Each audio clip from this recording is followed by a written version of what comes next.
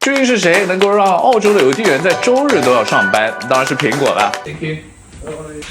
没想到这么快到，一会儿来看一下。我先把头梳一下。我下单这台15英寸的 MacBook Air， 经过了多1周的等待，在今天终于到了我的手上。下单的是基本款8GB 的内存，然后8核的 CPU， 10核的 GPU， 只是把硬盘从256升级到了512，所以澳洲是缺货的，所以要多等1周从国内把这个给我送过来。今天视频我们就做一个快速的开箱，然后聊一聊我为什么会买这台15英寸的 MacBook Air。哦，真的好轻好薄呀，这个完全都不觉得它是一个15英寸的电脑，这么薄，好轻。然后它的这个包装也很简单，除了机器主体之外，就是一个不用读系列磁吸的充电线，以及一个小巧的这个充电头，真的非常小巧的充电头。打开机器看一下。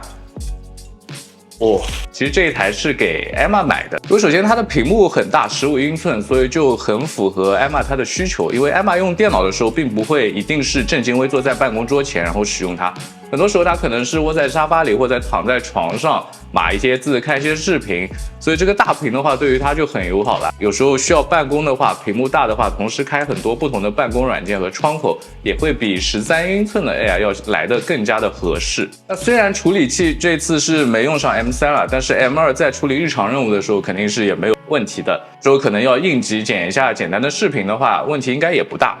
现在还没有验证，如果后面等有使用了之后，看看是不是可以做一个 review。那其实 Emma 本来呢用的是一台2017的 MacBook Pro， 这就是那台2017的 MacBook Pro， 也是15英寸。其实大小上感觉是差不多的，17的边框也是挺窄的，只是说在上面这里没有刘海屏能够做得更窄。那台电脑用起来也没有什么问题啊，只不过那台电脑曾经被饮料给教过，所以就苟延残喘了这么多年，现在续航是越来越差。那如果出门的话，还需要带一个电源。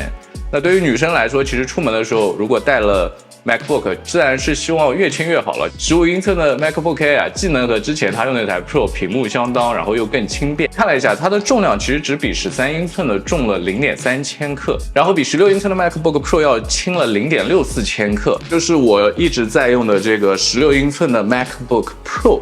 打开看一下，屏幕的话还是16英寸要大一些，然后重量的话那就是天差地别了。我当时刚拿出这个15英寸的时候，我就觉得哇，好轻啊，居然还有这么轻这么好看的15英寸。特别是现在又摸了一下这个厚重的 MacBook Pro Air 之后，就更觉得你看两者的厚度重量都差了好多。所以我觉得这一代 Air 真的是一个15英寸里面的颜值和重量上的天花板了吧。可能很多人觉得啊，这点重量背起来好像没什么区别吧，但是对于女生来说，很多她们并不会背双肩包嘛，她们会拎自己的一个小包包，所以这个重量对于她们来说其实影响还是蛮大的。苹果其实出了这代 Air 之后，我也想了一下，什么样的人群是这次苹果的目标的受众呢？因为毕竟 M2 的芯片出了一段时间了，然后都用在13英寸的 Air 上的。那如果你是有了13英寸的 Air 或者14、16英寸的 Pro， 你可能很难这次去买这个 M2 的15英寸 MacBook Air。那究竟是谁会买这一款呢？那其实我思考了一下，我觉得因为其实很多上班族他们是需要一个比较大屏的电脑来办公的，但是苹果一直没有给他们这个选项。M2 的15英寸 MacBook Air 给了那些需要一个稍大屏幕选项的 PC 用户的一个转向 MacBook 的一个机会，他们就有可能因为这个大屏的原因而投向苹果了。那如果你这次购买了15英寸的 Air， 或者说你打算购买，欢迎你在评论或者弹幕跟大家分享你购买它的原因是什么？那你的情况是什么？你是已经是 Mac 用户了吗？还是说就是像我说的一样，趁这个机会投入到了 Mac 这个阵营当中呢？那我也希望 Emma 在用了这台15英寸 M2 MacBook Air 一段时间之后，能够和大家分享一下它的使用经历。